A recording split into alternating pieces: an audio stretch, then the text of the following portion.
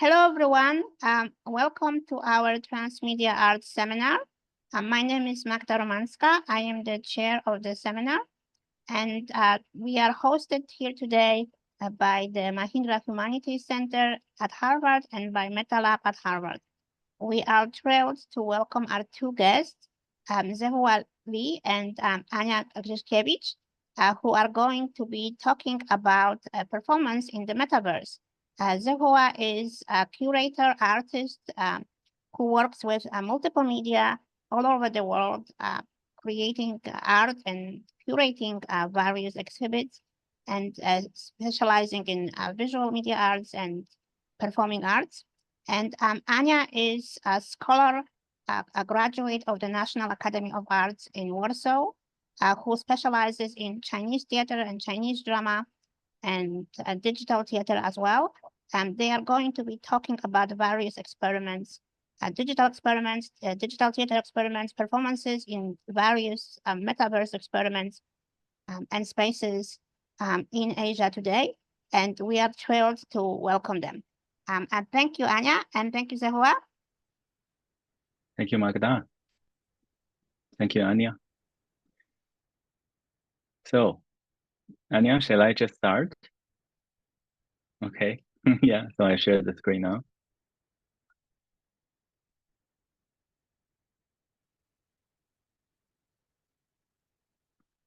So my topic is called Metaverse and Performance, the fluxes of art and technology, because I'm, I've been working in the media since the last almost like 30 years. And for me, it's interesting to encounter the new trend of Metaverse, because there's several kind of clues that I need to share and to go into it. Again, for me, that's also interesting to learn actually what had happened in the past, and my focus is always on how artists develop, where their projects. Like for example, one of my best friends, also my mentor, Jeffrey Shaw. When this picture is from 2016, when I shown his work from 2012, that how he did with the Dunhuang, the whole kind of archaeology site and the tradition, and how he revitalize it and bring it back into somehow this kind of interaction and through this kind of interface. I mean, the interface itself is always changed as well. So Jeffrey, in 2023, we met again in Hong Kong in the Baptist University, that he's showing me this kind of newest version of this hardware upgraded project with more emerged kind of feelings and interfaces and so on and so on. So there I want to, point on or giving this kind of center of this artist, because I think the artist is a core, and also like Jeffrey have been developing this kind of direction for so long time, and I think this is so important to share that how he been dealing with all the topics in this short video, which is made by Art Asia Pacific, and I think it really works well. Like the pre kind of concert.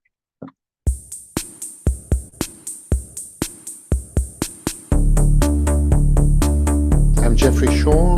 I'm an Australian-born media artist. Been here in Hong Kong for over 10 years. Came here as the Dean of the School of Creative Media at CityU. They have an exhibition at Osage Gallery titled YZ Week. What you see is what you get. It was this acronym that was used to describe the early days of word processing. What you see on your screen is what you get out of the printer. And then I added the corollary. What you do is what you see, to signal to the viewer. Art in general, the more you do, the more you see, the more you get. course of my own practice, a very fundamental discovery was interactivity, to create works which engage the viewer in the operation of the work. In that way also make the work performative, in the sense that each person performs the work, has an individual experience of the work, and that this is unique, a unique moment. For the last years we've been working with a broad vocabulary of materials, including inflatables and other effects, towards making events, usually in the city, in unexpected circumstances. Indeed, in the 60s and 70s, I was very much involved in bringing my work out into the public sphere. I came to Europe thinking that somehow or other contemporary art had reached the end of the line. And with the Destruction in Art Symposium, I realized it was still possible to shock people. And I thought, good, art is still alive. When I look back, I realized it was also somewhat privileged time, because one could put work in an urban environment which for a general public was unrecognizable. There was a certain purity to that experience. Now, if you do this, people say, oh, that's art. And somehow, by saying that's art, you resolve the problem. And of course, as a young artist, the challenge for me was how does one go beyond the status quo? Formative experience at that time was an exhibition made by Jascha Reichert, the Cybernetic Serendipity, which was my first introduction to electromechanical artworks and also computational artworks. There's again a lot of serendipity in putting together a show like this. In the trajectory of my own art practice, there are some works which exactly as they were originally. So the Legible City, which was made between 1989 and 91, the current version of Legible City hasn't changed at all from its original version, because I feel that the work as it was made then is complete and is just as viable today as an experience as it was then. As far as the virtual sculptures is concerned, the intention was to reconstruct the experience of the original work. At that time I was using an Apple II computer. The graphics were very, very crude. Images I was creating, which was a cube and a cone, these were meant to be placeholders, like a Malevich black square, which is the placeholder for all the paintings which have ever been made. Just seeing a wireframe cube floating as an augmented reality virtual object. In practice, when I came to rebuild this work, I was also looking at the practical issues, maintenance, right? So the original work was a one-off, was really a hacked-together prototype, really. And for me, making it robust means using up-to-date computational framework, Unity software, just a small PC. What is important for me is that the tactile experience of the work and the visual experience of the work should, as much as possible, reproduce what the original work looked like and felt like. Quite honestly, the whole history of my work involves fundamentally synergetic relationships with other people, with composers, writers, coders, of course, because I don't code myself. So many of these works involve very deep-going relationships, discussions, and working through ideas. And it's a sort of a give-and-take thing. You have a certain concept, and then at a certain moment, as you work through the engineering challenges, you arrive at a final form. The Golden Calf was originally made in 1994. Significantly, was made at a time when tablets did not exist. Your mobile device was not a screen for looking at images or at videos, it was just a telephone. To make an artwork where I was asking the viewer to pick up a screen in their hands was a totally fresh experience. And then you discover that as you move the screen, the image on the screen is actually like a sort of Magritte-like window into a virtual world that you are moving around. These were all the shock of media at that moment, right? Now we are very familiar with the tablet. This is the language of today's technology. But at the same time, I have new capabilities which I didn't have in '94. I can use the video camera on the back of the tablet to do tracking. I can integrate video so that the reflection you see on the golden calf skin is actually a video reflection of your own presence. This was something which was not feasible in 1994. I've always loved the cinema. Cinematography, I think, is paradigmatic. You have, on the one hand, the development of a whole set of idiosyncratic technologies, the camera, the film, projection, and also you have the creation of a unique environment in which to experience this work, which is the cinema theatre. But at the same time, my feeling about the cinema in the late 60s, early 70s was it was still a passive relationship the viewer had with the image. You were sitting in a chair, just basically with a victim of whatever the director was putting out there in front of you. And so I became very much involved with that movement, which is now described as expanded cinema. How to take the cinematic experience and create bridges to the public, which were actually physical, a projection screen which would explode and which would release stuff into the audience, or a projection environment where the audience could actually jump in. We could liberate the cinema. It was the desire for creating bridges between art and life.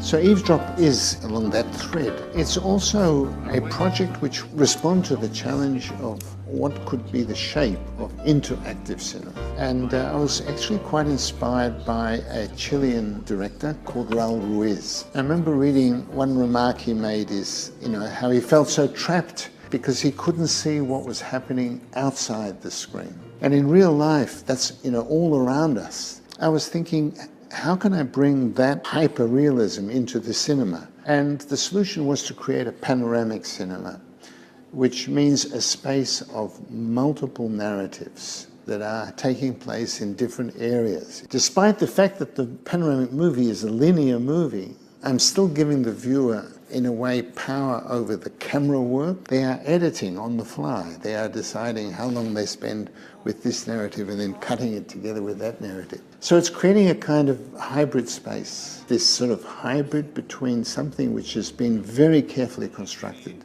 and yet with all the open-endedness that is available to the viewer to be able to create their own performance of this movie. This is a movie which never repeats itself. And a wicked sense of humour. I like that. Again, this goes back to 60s. There was still at that time a sort of romantic notion that the artist could only be an individual, a single person, and that artistry was some mysterious, sort of emanation of this gifted person, right? So look, that thread, which I would call the thread of expanded cinema, has always been with me, right? And in many ways, I would say that a majority of my works are a development of this language or this métier of expanded cinema taking different forms. Yeah, so from there, I think, being focused on Jeffrey Shaw and I've been working with him since 2004 for several projects. So I've been showing his projects. So they are, all kind of, let's say, tricky technical issues, and also the issues of resolution, the issue of hardware, the issue of contextualizing different culture, and so on and so on. So there are a lot of these kind of questions. I would call it media criticism. So, and this is all related to my work as well, and to understand, those kind of things, which is like a lot of people like nowadays try to be hyper interested or hyper like excited about Metaverse. And then I should say, like a recent project, I call it Navigator to the Metaverse. It's like I feel like we're on that way, like in that sense, like there are a lot of this kind of trying experiments by artists, by CLT groups, by all kind of people. And so for me, it's like, how can I gain a better understanding, what is really like in there? So I try to, list some kind of directions. It's like now here, 3D animation, game, and film, which is like done by W.R. Lee. If you got, a screenshot, you can have this link that you probably can play the game or watch the film. So you can see, like two kind of narrative that how artists try to give this kind of two direction, but in the one sense, not developing work. So I'm showing one trailer from him. When you came into this world, there gradually arose into being the sensation of I. And you feel that you are I just as much as I feel that I am I. But all the time, everywhere, there are other I's starting up, whether they be human, animal, anything you like. They be in other galaxies, etc. Always, they're starting up. And so the feeling that we call I is how everything feels on the inside. You can get a certain vision of life where everything is seen to be a complex pattern of rhythm. Dances, the human dance, the flower dance, the bee dance, the giraffe dance. And that's what this all is, it's jazz. This is a big jazz, this world. And what it's trying to do is to see how jazzed up it can get. How far out this play of rhythm can go. So the project called Everything, I also showed the same trailer in 2016, with Jeffrey's work. So I try to build this kind of bridge of understanding that there are different directions. Even Jeffrey from this kind of performative and participatory kind of direction, and also by understanding, a lot of hardware, software kind of change and conceptual development, and so on and so on. But they are still kind of other directions, and that happens a lot with Metaverse. So there's a lot of people that actually from different fields, from maybe architecture background, from design background, people somehow integrated into the field, and also there's a lot of business driven people as well integrated. So there, David Early, he's famous because of as a filmmaker, animation director, and that he entered the world of actually developing that into a game. For me, that's also like a path to the metaverse. It's like how everything somehow related to like the newest kind of fantasy of what do you think about this kind of animism or whatsoever, that everything is every object in the universe is a playable character. And of course, I mean, this kind of direction are shared. It's not only him who doing that, and there are also many other people who also go into this kind of direction. And I would say, this is also like somehow related to Jeffrey's work, but is totally new because this generation, younger generation of an artist have a totally different experience and totally different path of actually how to putting their narrative into the future. And then we are, I think, with Jeffrey's work, it is also related to this topic. We see this golden calf from 1994, where our goals. And there, I also try to somehow to think, how can I make my show immortal? So I tried in this direction with Roman Signa in 2014. We tried to ask one of the laboratory to the art museum to help to document the whole exhibition with 204 and 205 videos. And then, of course, I mean, here I will not extend it, so you can get the link and try it out yourself and try to have this kind of immersive situation. But there, I would like to mention, during the project, we constructed in 2014, and then we launched it in 2014 as well. But then some years later, it's not accessible anymore because the software and hardware somehow doesn't match anymore, and so we have to wait for another upgrade. So finally, like in 2018 or later, that we somehow be able to reconstruct it. So there are also like questions of decaying of technology or decaying of the trying of the early kind of comprehensive stuff.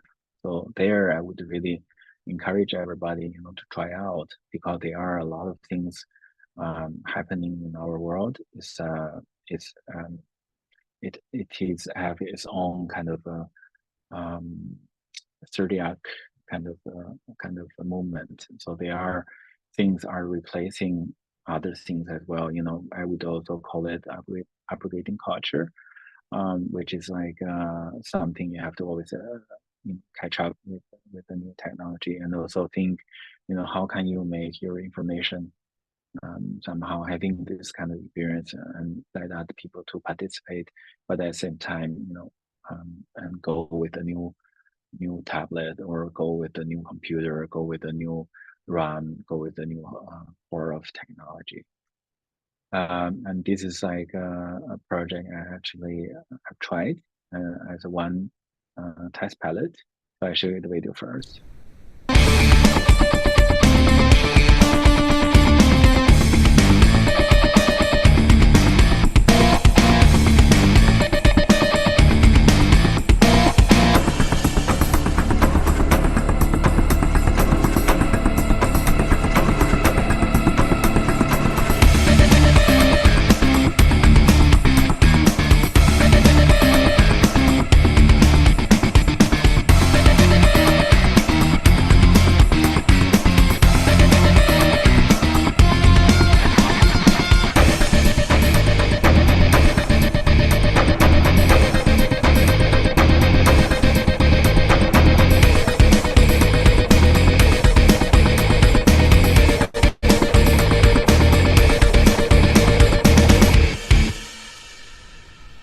There, I tried with them very early that project also got involved with some my artist friend, Zai from Itoy, who brought me into that project.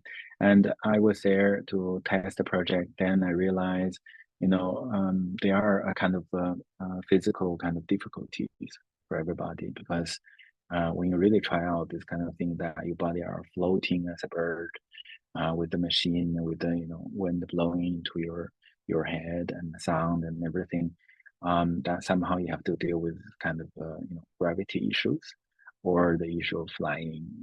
Then I was talking to the founder Max. So there, the project is actually very challenging. So each person can only test for 2.5 minutes. So then I would say, this is something I would also have to really rethink, how our human nature and body, and dealing with this kind of future, dealing with the speed, dealing with this kind of transformation by adding the or extended sense.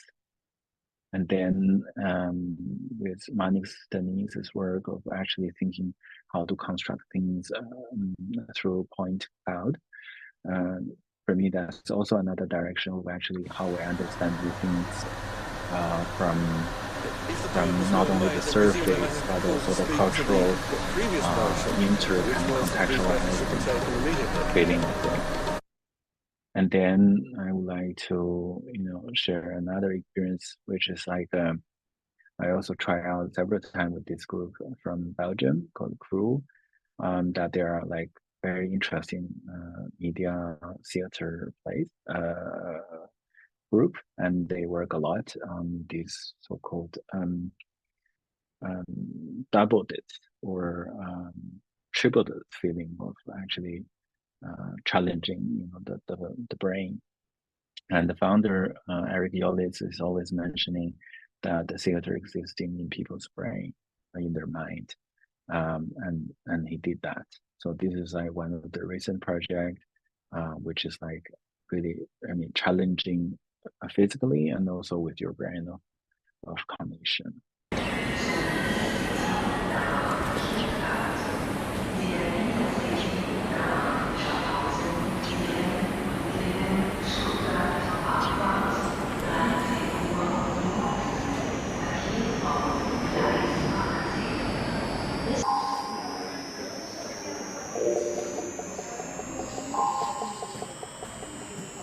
So you see at the same time,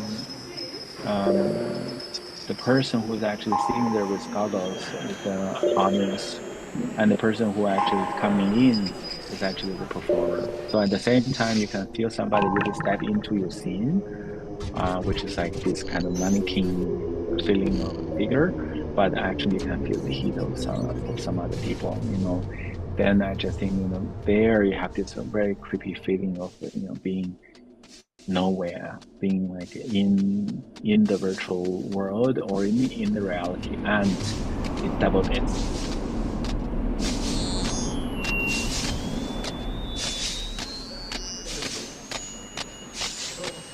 So I think, there for me, this is also another path to the metaverse. It's like a performance or non-performance, like somehow mixed in a world that invented by a lot of people and together for a very comprehensive experience. So there, I would say, for me, metaverse or this concept of metaverse is really complicated. It's a totally a scientific issue, but also it's a lot of unknown kind of directions that need to explore. And then back to game. So they are also like I said, like this artist Angela Vashko, probably you also heard of, and with her work, always dealing with video games and stuff, but by implement another topic of feminism, for example. And I would really recommend to follow you guys to follow her as well. I really think her topic and also her gesture is very important by bringing this kind of intervention into kind of existing work. So, like for example, the work of this one, which I shown also in my exhibition in 2013 in Shanghai. I mean, they are actually, yeah. I'll show you like the beginning.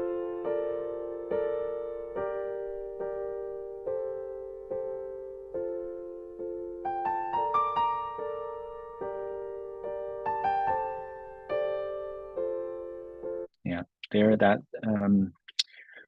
how she start to putting this kind of role of her grown up kind of experience and also thinking about with her character and her identity and there she tried to express herself, but by try to re-editing all this kind of game like from the game scene and also female characters that she will construct this feeling of actually yeah of how to to let other people to understand through this kind of so-called wrong way around to understand through the game like about our cultural scene behind it and also reflect on the identity issues. So I really yeah, I recommend her. And then there I actually have another work which is also shown in my exhibition together with Jeffrey and David already.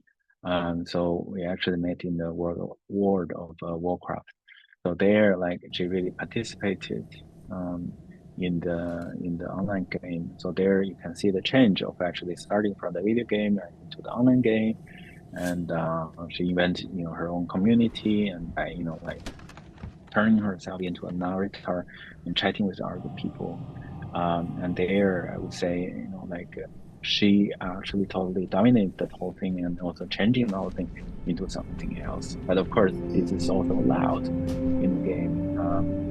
And also, I would say, by adding to that, community issues and also with her further development, that she really went something very, very special. And there, Angela Vashiko, for her performance, I would say it's like partially I'm playing the game and then partially putting this game or this kind of performance and community thinking or all the discussions are into her formative body. So there, I think that's also another way of thinking. Whether we are into metaverse or not into metaverse, we have to think how we deal with our community. Like also the recent issue, how you guys gonna deal with your community, your condition? I think, yeah, this is a question, but this is really something to let you to lead it. You have to be the leader for it. And another game I'd like to share is also I found it so beautiful by telling Para las comunidades originarias de la zona, el río tiene un propósito.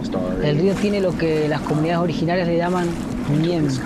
Tiene como un espíritu. Tiene como un espíritu y muchos espíritus que lo habitan. Llegué de muy chico y escuché en él las historias de mis abuelos, ¿no? Cuando todavía no había luz, cuando mi abuelo se sentaba a la orilla del fuego y nos contaba la historia del río. Two is a award-winning surrealist documentary game. For me, that's really a new word, which I find is super interesting because there certainly you can have the sense of actually that somebody would not be able to tell their stories and not they could tell to you. And I think this is also important to think, by in our Chinese scene or in other scene that people always talk about, when generally other people who actually never touch on the internet culture, who actually get involved or included, and they're allowed with this kind of problems. But I would think about it in a positive direction that maybe we should including people as much as possible, which is also related to the core of founding of the internet and also direction of technology would bring a certain kind of a democratic society, a certain kind of equality to people. But then there's a question, it's always a question there when people have the possibility of using the technology. And it's like what Zizek said, it's not always into maybe a good direction. They can be happen also in other direction. But there, I don't want to argue about that. But I want to say, with this video game, this river, this story, this image, this sense of people are highly intriguing and touching for me. And kinetic issues that's also related to other sense of our body. There I would like to introduce artist Tylark. In the 80s that he already done that, which is like he started to challenging his own body. His work is always about challenging his own body. So at the end, it's about questioning, how machine dominating our body and what the machine can trigger us. So the third hand is not really somehow to help you to do something. The third hand is somehow like in a way try to find a balance of the human body, the organic body, and try to find the echoing moment, which is also for me very poetic, but also very in a very early time. It's already giving you this kind of feeling of what would be the future, this kind of cyborg way, which is already, as some scientists or people already mentioned that our mobile phones, our part of our organ, we are cyborg now. So this is also like something from the artist I found super interesting. And there you can see that his performance is like purely with his body at the street in '84, or with a robotic arm, like body and a robotic arm, 2015. I do think maybe try to follow him. To think also like this kind of pioneer, an artist pioneer that daring so much about changing their body, or they try to find a balance with their body and the machine and the new technology. So there are also like coexist issues from these artists I can see. And then United Visual Artists, so their moment, again, like toward this kind of poetic, I would say this is also a certain kind of illusion that could happen through artworks that you could experience, which I think also important. It's like something like Justin with light and sound and space, which is also like something not always like putting the person or human in the center, but something else to think about how our universe functions, which I also think this is a certain direction of actually putting the machine, just the machine, as the protagonist in the performance. Yeah, and you can see some of the ideas behind it. The group is highly popular for their constructed spatial part. And then again, to Manik Sakin's work, for me, that's also highly challenging.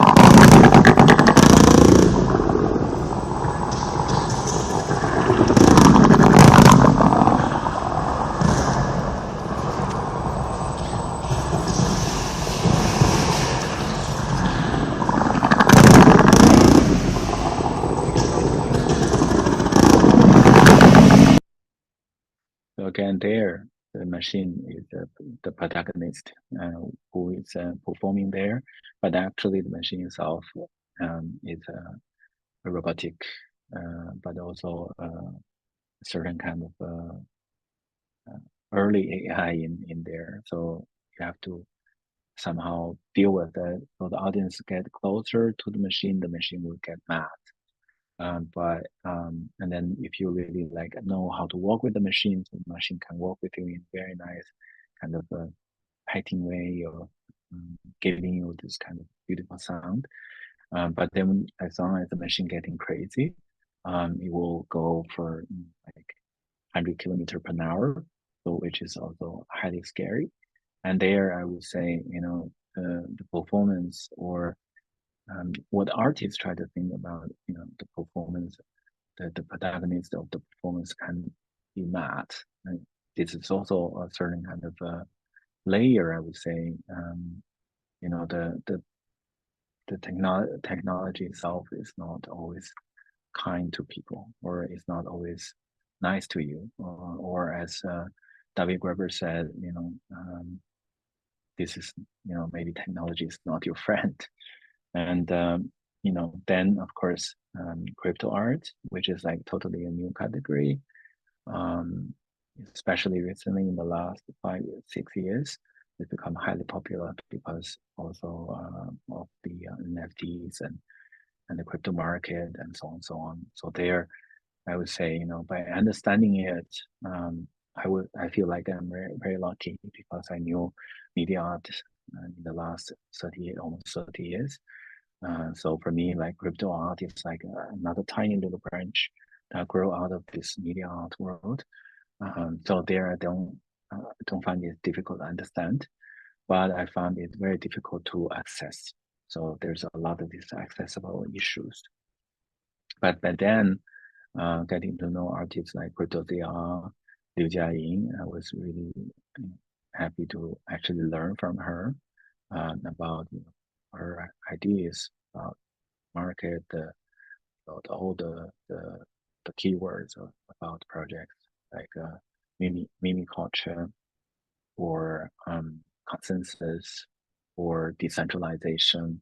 I mean, I'm sure you're familiar with all these kind of words, but to really challenging it and also creating work out of it, that's another issue. So I think she tried so hard in the last few years to bring this topic out through her artistic practice. Then last year we did her show in the Saatchi Gallery. So there I also try to somehow bring her artistic creation into the direction of education. Because I think if something cannot be understandable, something cannot be accessible at the same time. So if you got time, also you can follow her and try to find her website. I mean, all her videos, everything is online. It's open. It's kind of like an early time open source that she opened to everybody to share it with her ideas about her concept, her process, her product. So there, I try to use this word of, I borrowed these sentences from a film Arrival, which I found is super interesting for that show. It's called To Understand the Power of Human Connection. that's also something I also find it very intriguing, that Metaverse is not like somebody who designed for other people to enter. It's really like, maybe we need to really think how can we go in together. And what else? This is also the project I did with CryptoZR and other founders more recently in this voxel.com. So if you got a chance, also look at it. So we try to do something. I mean, it's very basic, I have to say. You know, everything is like kind of voxelated, not pixelated. There you could really somehow understand, you know, this we're on the edge transition, we're on the beginning of something that you know, we try to put the viewers or the audience as performer, and the person can jump, can fly, can rotate, can participate, can interact. So at the end, for me, the performance is really like done just for the audience. So their like participation and you know, to get in with your wallet and to have your crypto wallet at the beginning. So this is also something highly privileged, but also I would say, you know, I find it's also highly education. At the same time, I invited about 23 artists to join this project. So for them, it's the same issue. Even there are media artists involved in the project, for them, this is also very challenging to understand, you know, how to go into the process of getting into this voxel.com. You know, you need crypto wallet, you need to think in this kind of voxelated kind of world, what you can do, and also how you define space, how you put sound in, and what kind of sound you want to put in, and so on and so on. I mean, a lot of these details, I would say it's all lead us to the future, but which is like needed now, maybe not needed in the future as well. And at the end, I want to show, you know, one small video from Liu Jiaying from CryptoZR, because this is how she constructed her The world. artwork titled Small Goal was created using Ethereum's decentralized finance technology. In China, a small goal is an internet meme that represents 100 million renminbi. The artist CryptoZR used the ERC20 token standard to create a modified digital token called Small Goal, or SG for short. The artwork was released on July 10, 2020. The artist created a trading pair between SG and ETH on the decentralized exchange Uniswap, pricing SG at 1 renminbi per token. The token's trading function was then locked, and it was airdropped to members of the crypto community, with each member receiving 100 million SG tokens. Their digital wallet showed an increase of 100 million renminbi in assets. This event sparked a discussion in the community. When one member tried to transfer their SG tokens, the token suddenly disappeared from his account.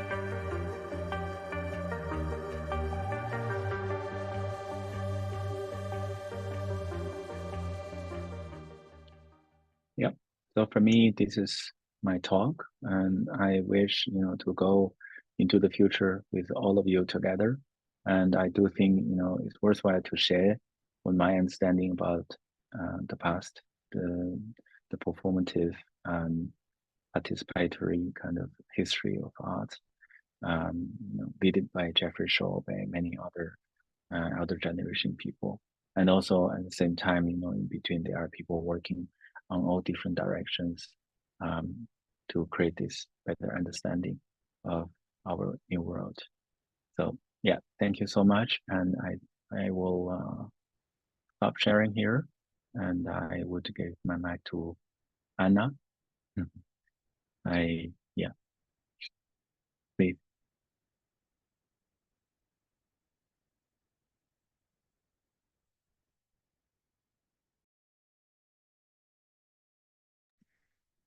Oh, okay, can you hear me? Okay.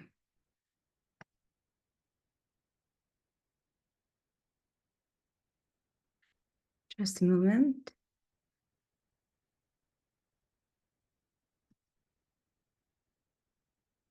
Okay. Yes, thank you, Jennifer. So, yes, let me just discuss the topic from a slightly different angle, but still it's very interesting for me. And thank you, Zhenhua, for being my guide for a long time. So I will just start from the definition as a theoretist. So from my point of view, the simplest way. So when Neil Stephenson uses the term metaverse in Snow Crash, he implies a protocol-based structure where magic is possible, but it is intended for those who possess the semi-mystical ability to speak magic computers' languages. And then in Gibson's Neuromancer, the virtual world is referred to as cyberspace, so described as a consensual hallucination experienced daily by billions of legitimate operators. And then we have Douglas Rushkoff's vision, the vision of Siberia, which revolves around a place alluded to by the mystical teachings of every religion, the theoretical tangents of every science, and the wildest speculations of every imagination, where we can take on not only our minds, but our bodies alone for the ride. And I think whatever webby entanglement we are thinking of, wired by internet or maybe electric coating or whatever, or maybe even satellite navigation, still the human body as a prompter and as a sensorium remains as a kind of unescapable factor in this computer-mediated supraspatial connectivity. And I would say that there is no metaverse without it, and there is even no encrypted art without an encrypting hand. And this is how this synergy between digital ecosystem and the body destroys the discreteness and also constructs the whole array of binary distinctions, such as actual and virtual, or material and immaterial, mediated, direct, concrete, elusive, representative, and essential, private, collective, whatever, life and death, of course. And in this sense, Metaverse also echoes Johann Fornas' Borderland, so a sphere for intersubjectively shared meanings, collective and individual identities, as well as the complex life worlds embedding them. So as human beings never reach either this point of embodied materiality and a state of disembodied transcendence, the metaverse's border fields appears as the, I would say, Lehman, a stacking transitional sphere spread across humanity's unfettered dreams and technology that makes them feasible. And of course, besides all these definitions coming from speculative or let's say science fiction narrations and maybe outgrown from cyberpunk tradition, the metaverse, which is working on interoperability between virtual and physical realm, and then empowered by a sort of rebellious specter underpinning its endless performance, became a sort of, for me, at least phenomenological monster. So it calls for the cooling off in terms of the phenomenon's aptitude to become, and it's also a quote by Stevenson, a catch-all term for stuff that people want you to buy a few years from now. So we might refer to Omniverse by NVIDIA or Metaverse by Facebook. And then additionally accelerated by technology race, somehow corresponding also to political, social, economic, and military and informational destabilization after the pandemic, I would say. The metaverse became easily employed not only by pop culture, but either by states, corporates, and even, I would say, hardly recognizable whales or oligarchs that want to somehow utilize both the multitude of users and highly engaged creative sector, probing its range and power somehow. So therefore, on the one hand, these narratives concerning the metaverse like spaces spread along the edge between utopian and dystopian visions, and somehow convince us with that illusion and maybe idea that extra dimensional and better worlds are in our grasp, and equip us also with the very concept of imagined or beyond reality, whose shape depends on our performance. So in this way, I would say that the metaverse also supports the Harari's idea of the fictions that give sapiens immense power by enabling millions of strangers to cooperate and work towards the same goals. And of course, this sword has two edges. And I really like the word beyond instead of meta. Meta, of course, means beyond. Meta either pertains to something that is self-referential, so literally concerning itself. And metaverse, indeed, I would say it's self-referential in the sense that it refers to the universe, both discursively and physically. A bit like a self-referential joke is a joke about a joke, exposing jokes dominant structures, still making people laugh. So like, for example, for metaphysics, meta delivers more comprehensive more comprehensive and overall knowledge about physics, yes, like about consciousness, about change, existence, and so on, and time, probability, actuality. Though understanding, for me, understanding the metaverse performance might be equal to understanding the universe, like understanding the humanity per se. So grasping the specificity of the metaverse phenomenon, it's strange self-reflexivity and the open structure recursion, somehow corresponding also to its technological looping systems, at least I think makes us understand ourselves and nowadays world better. And I think that media creative sector, of course, lies at the core of it.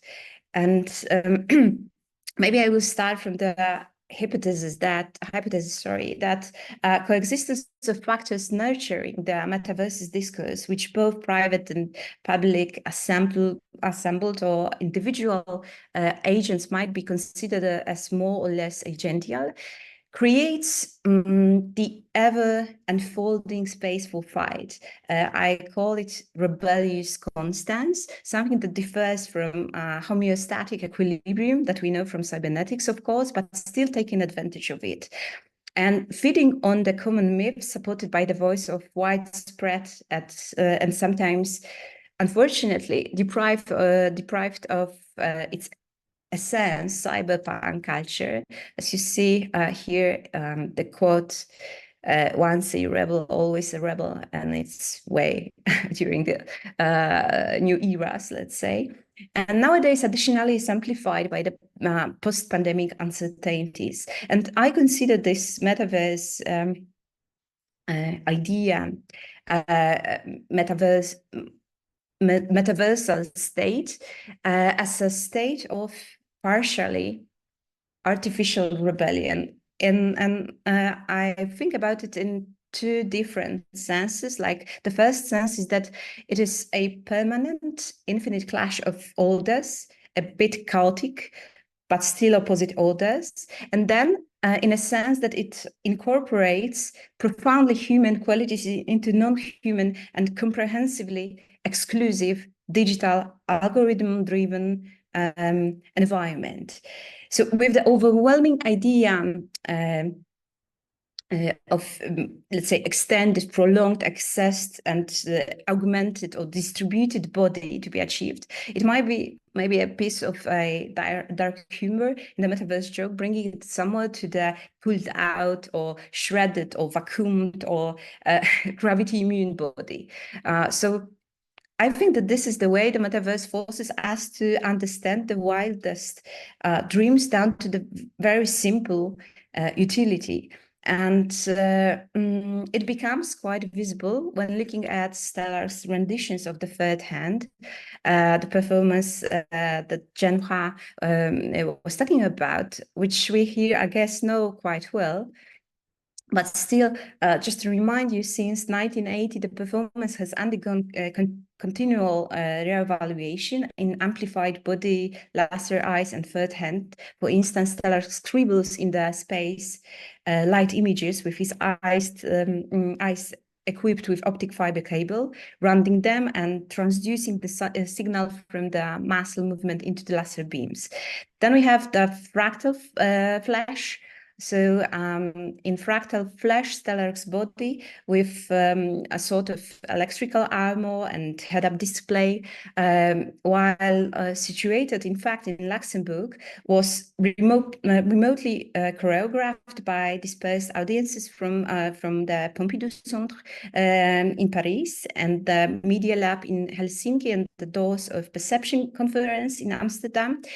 And his, like Stellar's involuntary movements on the first turn induced by the spectators that were choosing connect points on a screen image, then activated by additional voltage provided by the system of electrodes, caused sounds that were at the second turn returned back to Paris.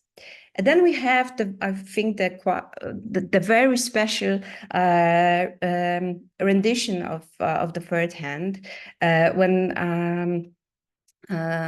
digitality comes into action. It's pink body. It's let's say developed further the ongoing idea of remapped and outsourced body.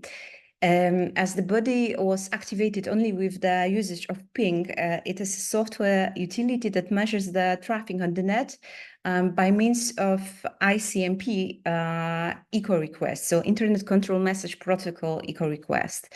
And when reverberating pings from 40 global locations, subsequently analyzed by the computer and then interfaced with Stellar's muscles via electrodes, the physical body just mirrors the internet movement without any aware agents, in fact, prompting it. So departing from the robotics, this kind of circulation between synthetic and biologic parts of bodies, the feedback loop between limbs that have never been in touch before, the project in Pink Body evaluated into a sort of critical studies of the body determined by the collective net, so open structure prompter with proprioception and musculature bonded to the external app and flow of data. And this process of examination has led Stellar to understanding the wired body as a hollow structure supporting data transfer and manifesting it as social neural compression algorithm functioning in between.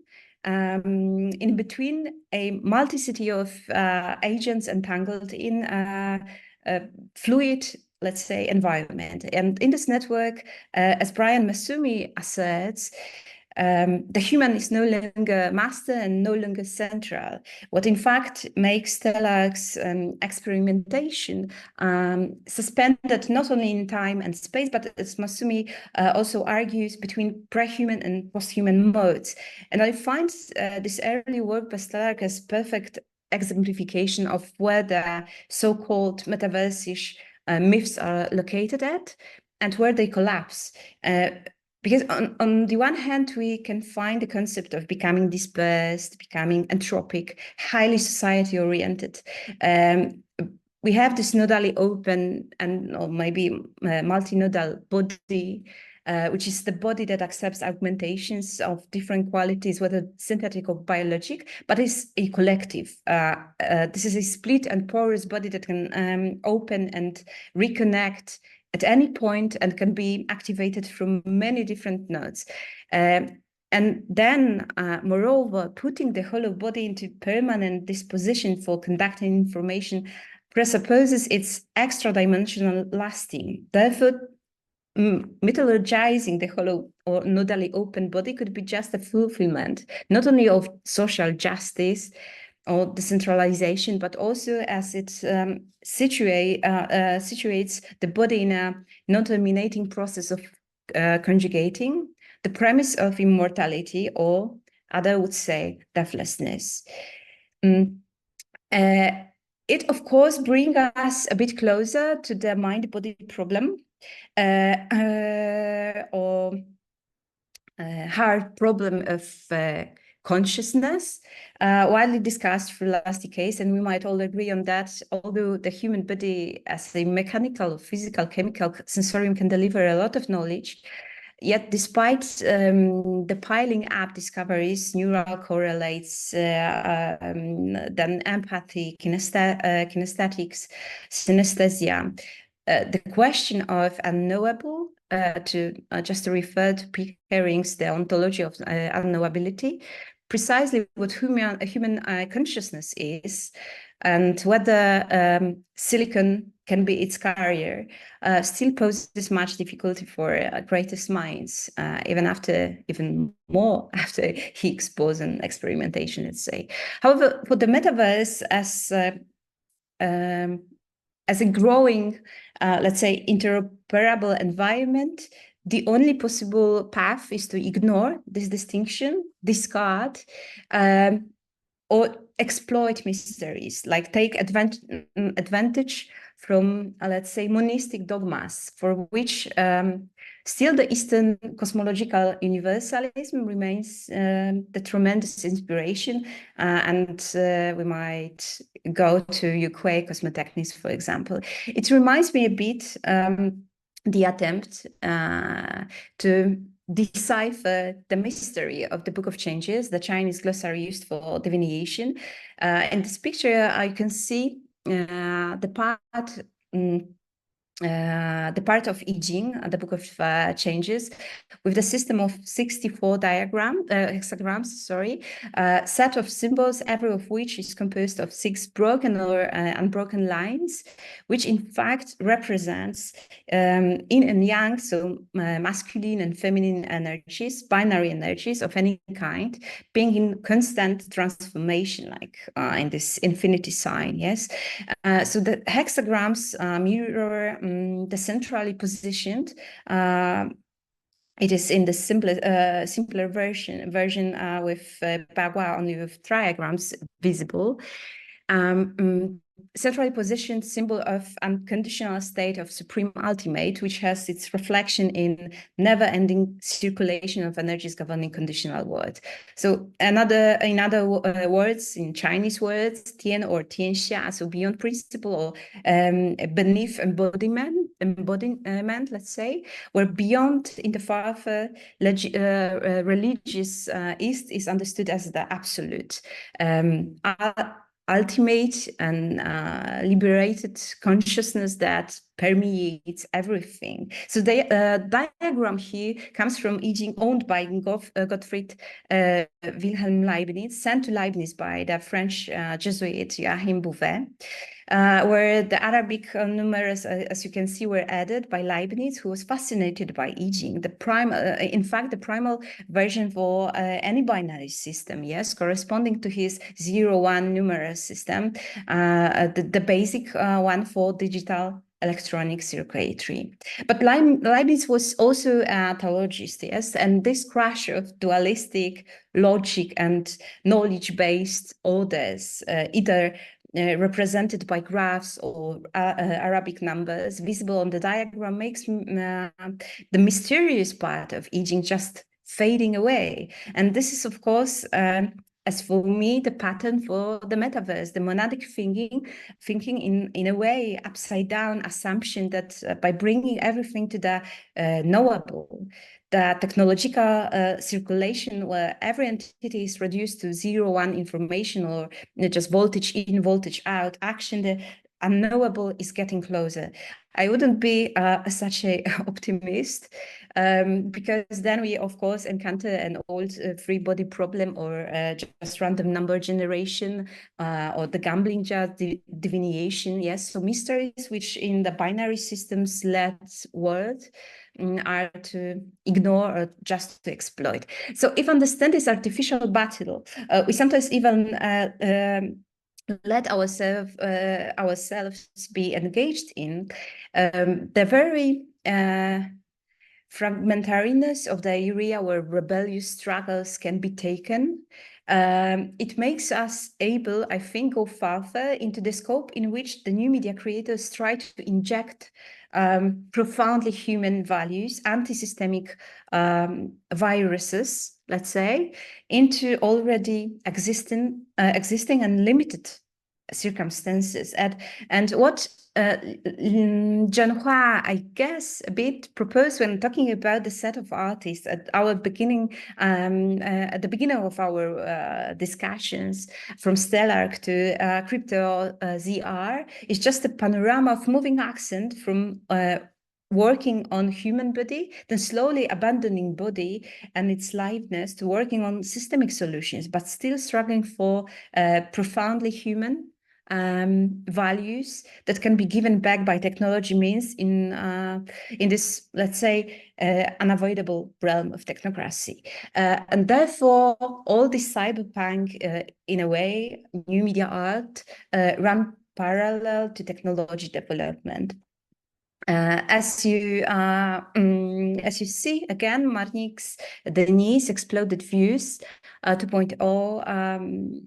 Yes, it was exhibited between 2012 and 14.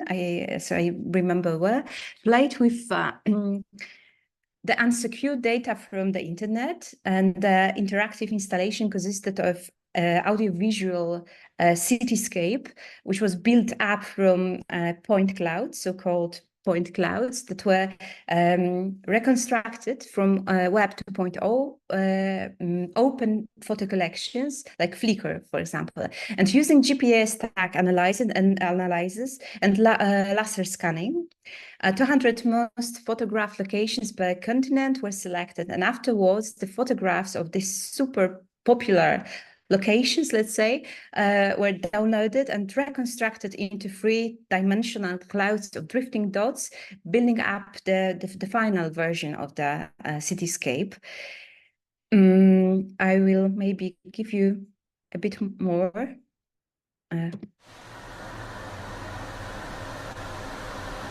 the point was well made, then presumably I have called to speak to the previous notion, which was that these matters should be taken immediately. Being the point of order,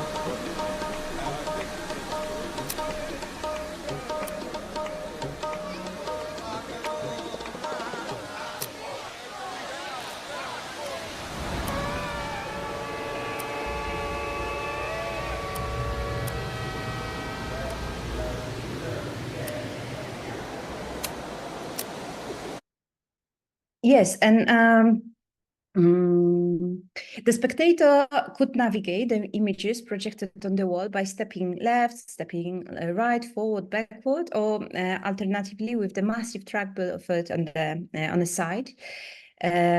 Just to recall Arjun Mulder's review, the simplicity of the interactive involvement as well as beauty of the vital audiovisual diorama, softness of buildings and squares, tenderness of walls and windows, gentle colors and hues, still recognizable yet far beyond words. Displayed the absolutely welcoming environment that was able to attract fully the participants' attention by these surreal but still familiar shapes of cathedrals, towers, castles, and other monuments, and drawn by the floating points. And a stroll towards this bubbling and occasionally exploding when one goes closer, virtual forms put the sensual body in an encounter with the tremendous database.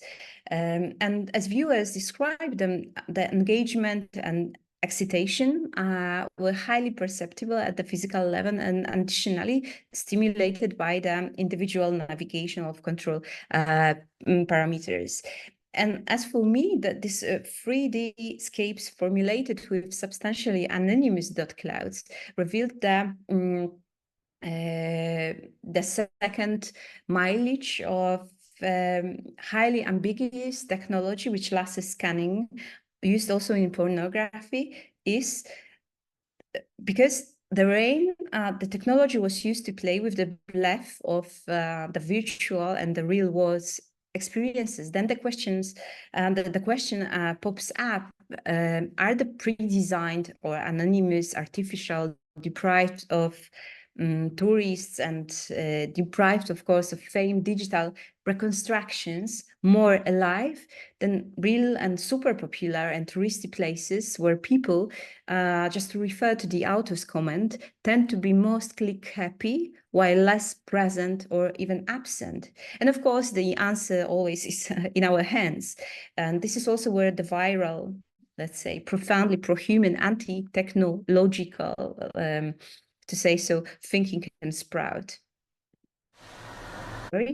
And roughly around the same time that Marnix Denise presented Exploded Views 2.0, Masaki Fujihata exhibited Voices of Aliveness. It was also 2012 for the first time. This was another project in the artist's long-term exploration launched by the Fieldworks series, in which Fujihata breached cyberspace with the highly abstractive 3D stereoscopic models, uploading collective experience and then exhibiting it in a sort of bottom-up manner. And in Voices of Aliveness, he invited a group of people in Nantes, in France, to ride a bicycle on a special path called the Shouting Circuit, normally inaccessible to local citizens. And along with the participants, asked to yell or sing their names, transposed from Morse code to music score, and passing the definite track. According to it, a GPS recorder traced the path, and the video camera mounted to the bike handlebars recorded the audiovisual material. So the collected data was afterwards transformed into the shape of a spiral assigned to each cyclist, embodying their changing geoposition, and finally compiled with other spirals to form a sort of tower-like or Babel time tunnel, a stereoscopic 3D spatial map with film footages, with these footages framed by mini screens, somehow hanging along the lines of movement. So visually, the composition resembled the playing itself musical score with enlivened notes, and these notes were the recordings of human voices placed on the staff according to their corresponding path. You can see it here.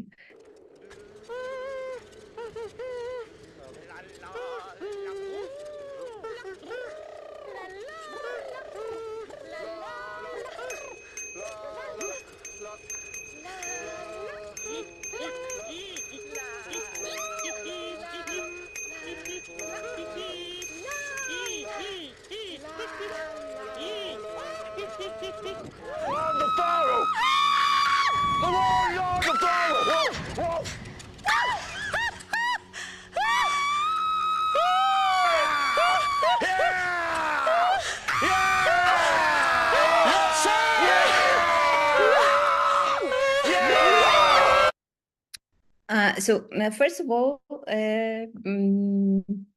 I would say that Fujihata gave the participants a sort of distributed and permanently open sensitive archive, and it is acquired by Turing capable of totalizing the different lines without cancelling the singularity of each trajectory, jumbling them all together.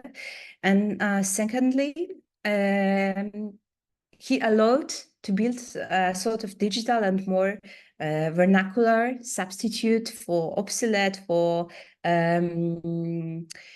not well working, let's say, cohesive monuments located in cityscapes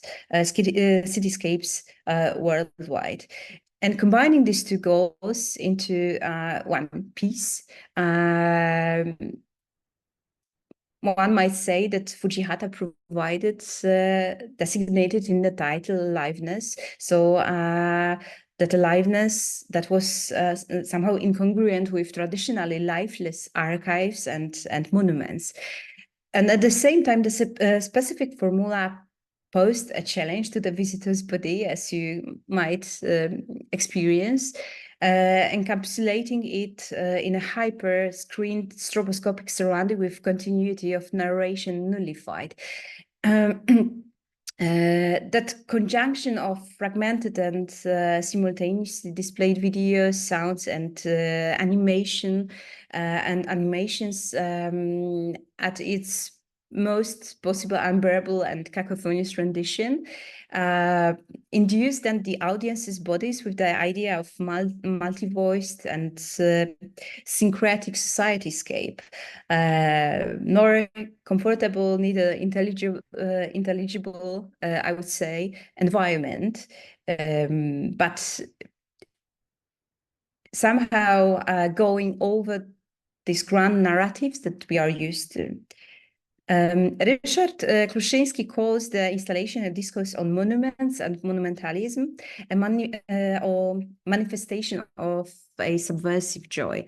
And Fujihata takes notice on the extra discursive quality of his meta-monument that indeed might alter material monuments. I would call it the very example of destratification of the old social and cultural patterns, and also the trial to lay down the ground for more human and more fair specialities, somehow evolving far away from the words our governments have made before. Yes, just to hark back to what John Perry Barlow spoke about in Davos in 1996. And then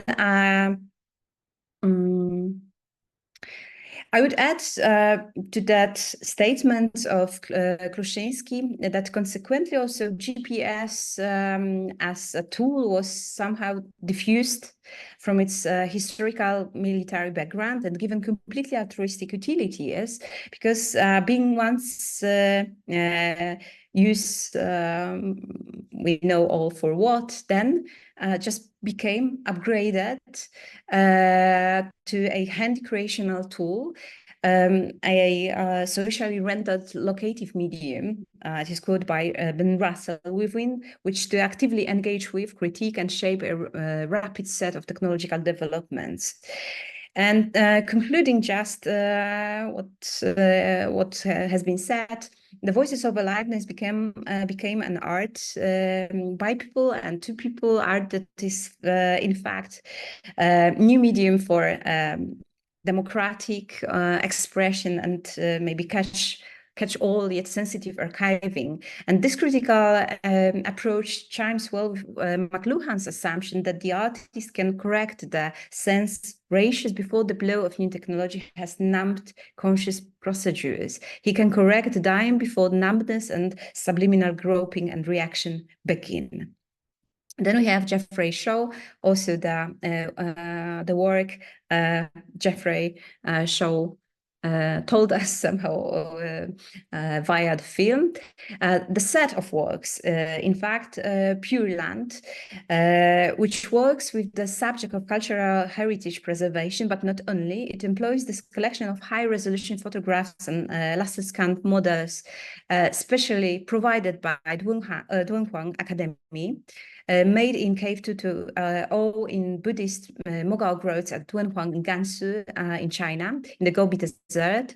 It's a stop along the ancient Silk Road. And it's very special for me, also symptomatically interesting, because it's a place covered with for a long time with dry loess sand, and fortunately for some time sealed off. And because of this and dry climate and this loess sand, the paintings and their artifacts inside have been preserved in a very good condition. and then discovered at the beginning of the 20th century by a Taoist monk. And besides the complex of grottos, the monk discovered the Insight Library with huge collection of Buddhist scrolls, with sutras, with holy texts, then sold them. I don't know if it's the good word, after some conversation, of course, negotiation, sold them to archaeologists, to Aurel Stein, Hungarian, and Paul Pelliot, French. And that's why the collection is now dispersed across European and even Japanese museums. And the story of the sell-off, let's say, of the Pure Land, which is a very important place for Buddhists itself, provides some context to the works of Jeffrey Shaw, at least for me. The works themselves made use of different technologies. At the time, still being under research or at very preliminary level, like the works was created between 2012 2015, like the three of them. I think that there are 4 versions of them, and the first version, first edition, let's say, Pure Land 360 used AVI, so AVIE, a large 360-degree panoramic digital enlargement and sound design, all activated by both joystick, and additionally, the viewer might hold a virtual torch that simulates the real world one and might illuminate the painting. Then we had the second Pure Land AR, which was augmented reality installation, also explained in the film that Zhenhua gave us. And then we have Pure Land Unwired, employing the set of VR, combining a head-mounted display. It was Oculus Rift with a depth-based camera. It was Kinect 2, capturing movement of the body within an empty space similar to the size of the cave. I will just give you a bit more from it, from the first version.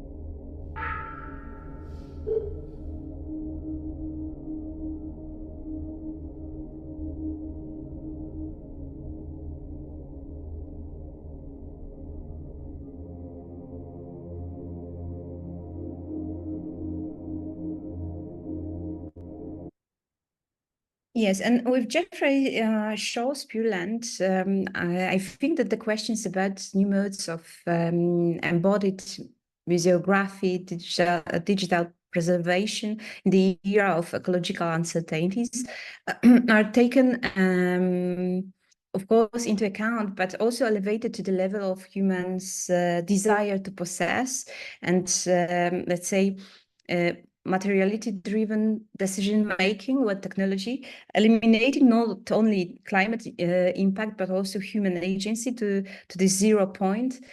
Instead of human becomes a guardian of culture.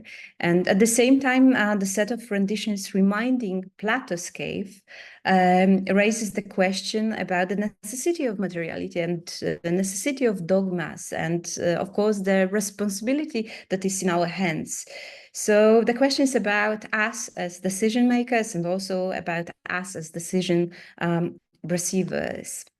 Then I would like to present you South R&B city that emerged soon after the gaming culture stepped into the Second Life era.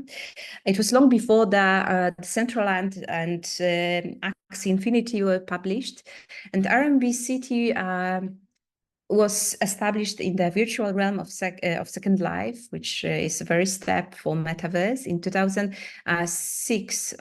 like the work started in 2006, and was like inside operated by Zhaofei's avatar, China Tracy, and described by the author as a condensed incarnation of contemporary Chinese cities.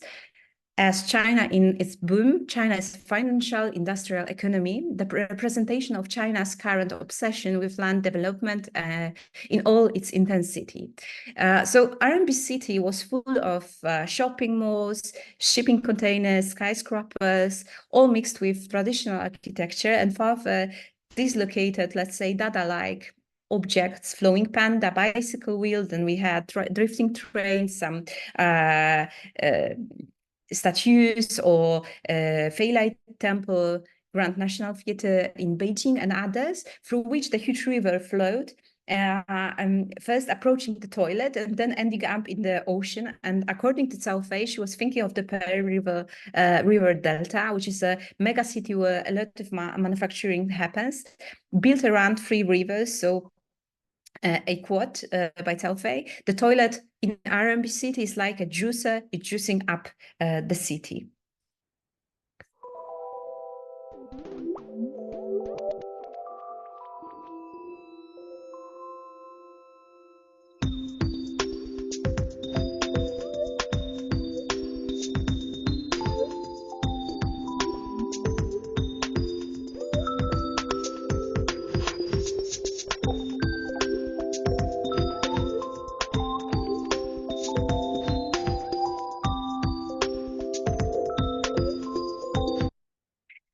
And RMB City, besides being just a platform to meet, as Second Life is, and or just to build our worlds by means of our imagination, to refer to Second Life slogan, it became an extremely performative space with such participative activities as naked idol contest, or some virtual guides, or some performances like RMB City Opera in 2009. All serving as a sort of refuge from the realm of surveillance, as the author said, the safe place where one can openly speak out some political issues or discontent connected with rapid urbanization and industrialization, as well as about cultic and nurturing only the privileged ones, neoliberal economy. I found it very interesting the Zhaofei's answer when asked about what the metaverse for her means, and the answer was all the places we were before. And the answer was given during the interview after Duotopia exhibition in Berlin. And Duotopia, the name of the exhibition, is also very interesting because Duo means in Chinese a lot of, but in our languages is like two. So this and a lot of let's say things in the exhibition was connected to the metaverse. Even we had a sort of recording with people that were trying to describe what to them means heterotopia metaverse means. So it corresponds well with a statement about RMB City that reminds her Chinatown that she visited being abroad. And this is a quote: "There are both alternative subversive spaces. Chinatown is a lower echelon of society, and there are dark society systems at play. People feel the need to protect each other. I always visit Chinatowns in New York, in London, in other cities, not only because it connects me with my own nationality, but also as an act of solidarity." And then we have I Mirror. This is the documentary film. Someone called it a safari romance about China Tracy's journey in Second Life, where she gets to know Ha Kue. So seemingly, like looking at his avatar, a very young man that turns to be Ed Matt, 65-year-old political activist from the underground left-wing movement, living in California, where in fact Zhaofei just decided to go to meet him personally after some Venice Biennale, or I don't remember well, but The guy hijacked a bank in the 70s and was then imprisoned for 10 years. So as Cao Fei concluded, Second Life offers a kind of freedom. I might be stuck at home in my own room, but I can also be free in a big digital world, meeting so many people, having so many conversations. In this sense, RMB City tends to be, of course, the sort of political mobilizer and the field for building alternative orders that might have been seduced somewhere else. And the last, finally, this is the set of artists that work with blockchain and the architecture underpinning Web 3.0 idea, the sphere, which many, this idea of blockchain, the Web 3.0, many metaverses like us find crucial for the phenomenon. We don't have time to describe, or because there were many works about it, like trying it out. And Li Zhenhua already presented the works of CryptoZR. Let me just draw a framework for the challenge that artists embark upon when struggling with this so-called systematic decentralization. I call it so-called, but it can be also not only so-called, but something that is just sometimes taken for granted as a positive movement. New iteration of the internet derived from semantic web, a concept coined over 20 years ago by Berners-Lee.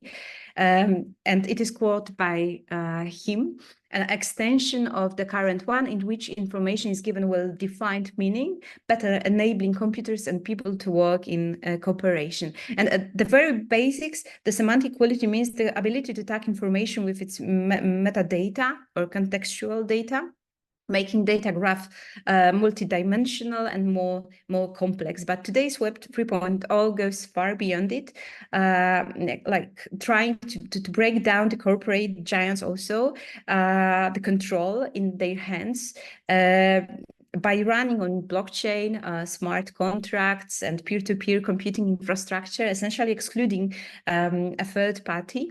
So striving for the systemic trustlessness and permissionlessness, and thereby also making a room for out of sight and unobtrusive gamers, which might be which might evoke as small businesses or affiliated information producers, and also proposing alternative economic and financial systems, which we know cryptocurrency and DAO, for example, the system of decentralized autonomous organization that help with automation in achieving consensus. And so opposite to very optimistic approaches that arise at the very beginning of Web 3.0, summoning new social ordering and the collective property, or after John Law and Latour, reassembling the social, for example, by changing approaches in art collecting or curatorship. Then more pessimistic voices rise, as those about crypto economics feeding on extracting power, and also feeding on political energy, destabilization, or crypto mining that is highly harmful to the environment, and so on and so forth. And of course, the last but not least, as long as the protocol must employ a strategy of continuity, and it's after Galloway. So as long as it employs the strategy to somehow enable decentralized communications between autonomous entities, it's beyond bureaucracy seems not to be conquered. And what he, and now we can refer to it, is of course all standards bodies like ICO, NCI, IEEE, and so on, and nowadays Metaverse Standards Forum, which all consists of very concrete decision makers. So instead of the system that, like every system, is about to congeal after some time, blockchain, DAO, and NFT still remains a sort of opportunity, a huge opportunity for overcoming economic injustice, and this being tremendously explored by the artists. And here with the sphere, this is the project supported by EU and led by Eric Bordelot. And it integrates the creators, the producers, the public into one digital ecosystem, which somehow has very special goals. One of them is, of course, trying to try out all this infrastructure for funding, for example, for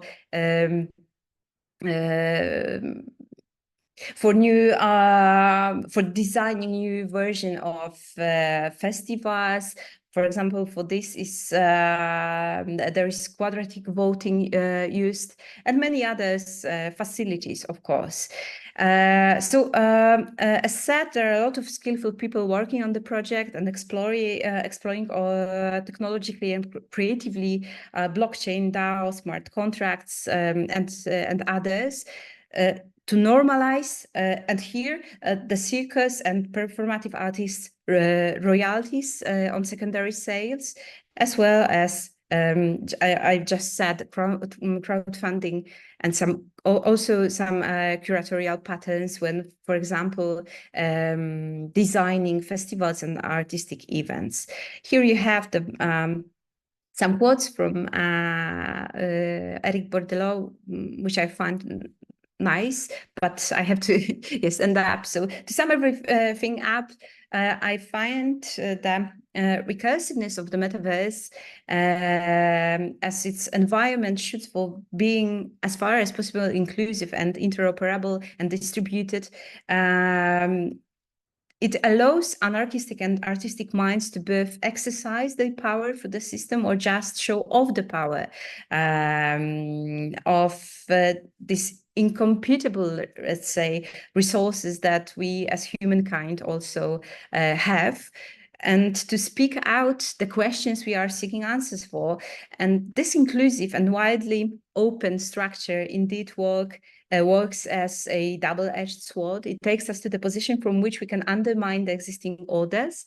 For me, it's akin to second-order cybernetics, where simplified feedback loops cease to be rigid, where the Observer, it's by Heinz von Förster, or just composer like Ranulph Glanville called him there, is from the non-included in the game. So being no longer neutral, having access to knowledge, creating, overseeing the system. And Metaverse, for me, accepts the composer. So it also presupposes the composer. I think that moreover, it calls for the composer. It needs it to perform. And what was interesting for Förster, Glanville, or Maturana, or Varela, Med, John von Neumann, and all the people working in biological computer lab at the University of Illinois, I think is somehow embodied in the metaverse network, when the power, and after Foucault, is produced from one moment to the next in every relation from one point to another. So in the metaverse, the power, as well as we all might become wired, works onward and backward, outward, inward, and is a sort of all-embracing omnidirectional efficiency, relying on these mobilities. And of course, all types of orders are being contested. This is by questioning, improving, or just disrupting both the underlying architecture and backend infrastructure of cyberspace, as well as by political, economic, and social discourse that for a millisecond, the room for anarchy or subversion or a sort of reactiveness occurs. And it is also where and when hackers, experimental physicists, or humanist artists, whoever to whom the metaverse become battlefield, whoever has been attracted by its narrations, let's say, establish their hatcheries. And it is either, for me, the place where lines of light decide the Luz and Gatari, or lines of escape might depart from, and where viruses are being born. So also another way for making love with worlds. So switching more and more of humanity into a continuum of desire-fueled capitalistic mechanosphere, or just approaching all the obtainable coordinates into one system. A new one maybe, but afterwards immunized, like maybe Sloterdijk would say. And this is also what I accredited as the media arts allopoietic quality in the realm of Metaverse, a constant getting out of hand by understanding orders and questioning them, by employing different resources. So this word allopoietic refers to Humberto Maturana and Francisco Varela's notion that besides recursively self-sustaining systems, there exist systems that strive to adapt to others and import various external resources to produce non-referential hybrid spin-offs. So these systems, in fact, might work as a vaccine. It either resembles the work of tiger teams being hired by corporates, let's say, simulating hacker attacks to discover systems bugs. It's also after Alexander Galloway. Just the very end, even though the metaverse is still accessible only for a small group of legitimate operators, is a risky grant. I find it worth contesting, even though any kind of viral outburst here is probable to work on, not only against, but also for the system. And just to add a hint of black humor, again, let me end up with a story about gunpowder formula's invention, which was first introduced during Han Dynasty by Taoist alchemist Wei Boyang. And the monk, as many alchemists at the time following the emperor's orders, engaged in searching for the elixir of life, namely the very preliminary experimentation with transmuting elements. And what he really invented, and still unconsciously described later in his book, Cantung Qi, was exactly a mixture of three powders dancing and flowing in the air, so the gunpowder. Oh, thank you.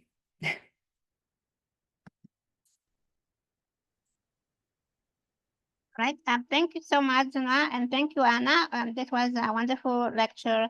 We much appreciate you introducing us to those performances, and it's completely changes our understanding of what embodied experience is. Yeah, because the boundaries of the body are being tested and contested, and so what do we claim to be embodied experience, and what is the ethics of that embodiment, what you can and cannot potentially embody with technology.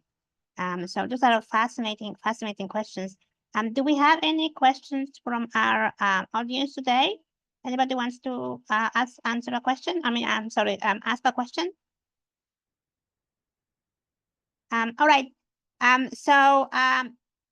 I do have a question. Anya, can you guys elaborate a little bit maybe on that notion of hybridity and theatrical performance and how it's connected to that sort of metaverse performance, like the boundaries, the lines between live experience and virtual experience.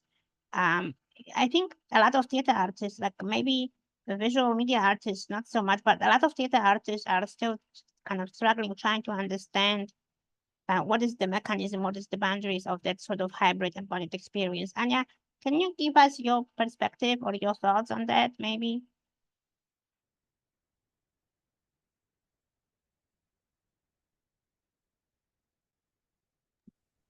Oh, yes. Well, my perspective may come from a very small experience from the last festival of Sphinx Metaverse Theater Festival in China, and then some conversation with the director of National Theater in Taiwan as well. And because both are struggling with the metaverse in different way. Like for people in continental China, I was able to take part in discussions and also to performances via internet. But in fact, afterwards, when meeting the people in Wujian Festival, so the traditional, let's say, form of theater festival, and asking the directors about their feelings, they were just a bit confused. Like they said that, like many of them said that many of experimentation just wasn't able to end up with very good, let's say, final vision.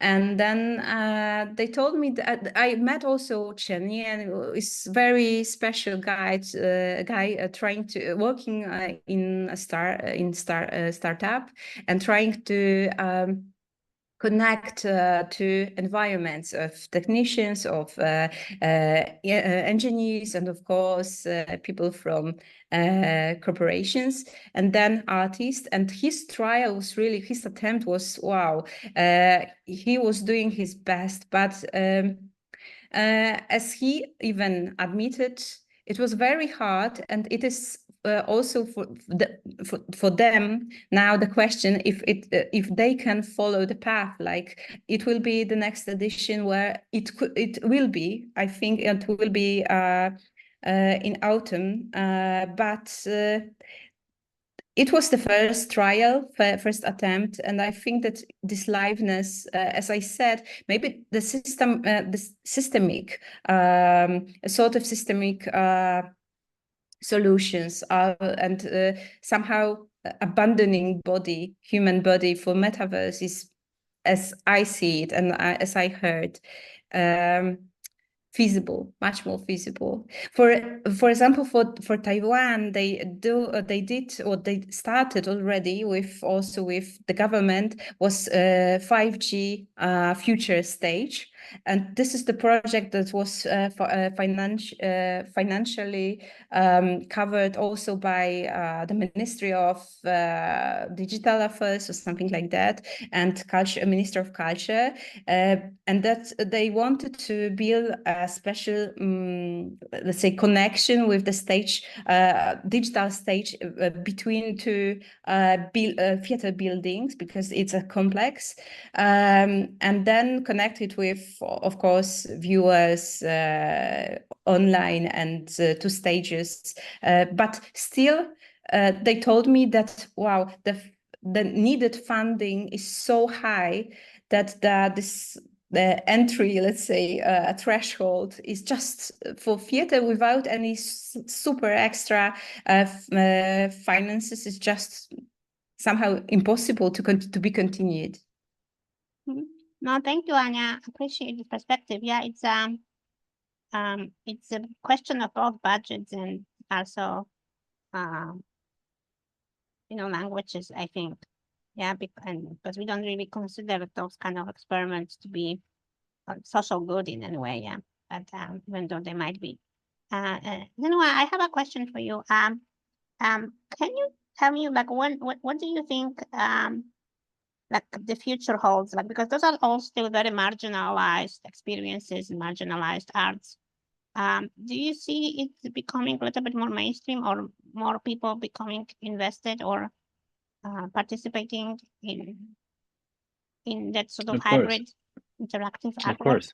And I'm not talking just video game playing, because we know this is a large community, but a little bit more on the fringe, people who are sort of on the border between gaming and art. Yeah, it's like a new technology actually gave the freedom to everybody. So at the end, it's happening actually after social media.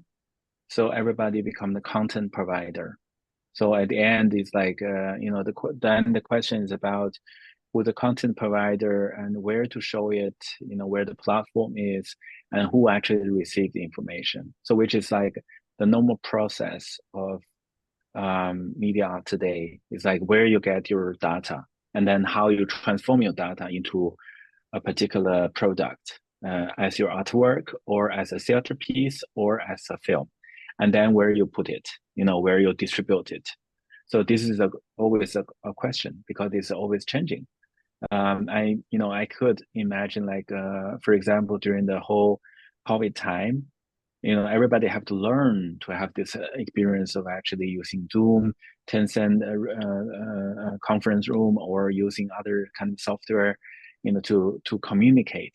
But then that's also become, for me, that's also a performance. So at the end, the behavior of participants somehow invent your theater like today. So we're visible, but our audience are not visible.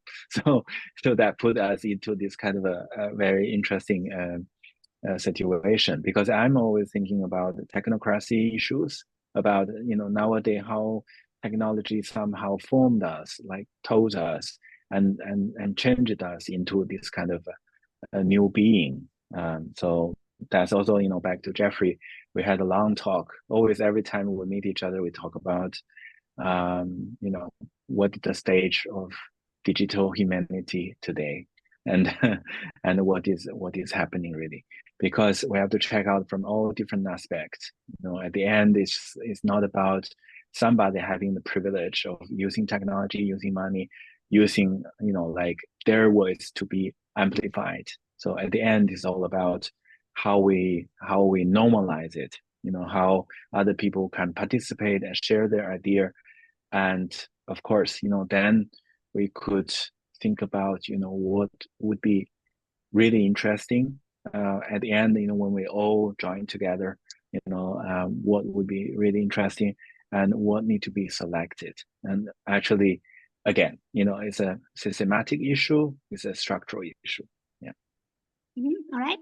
All right. Unfortunately, we have to wrap it up. But again, thank you so much to both of you, and very special thanks to Mahindra Humanities Center at Harvard and MetaLab at Harvard for hosting us.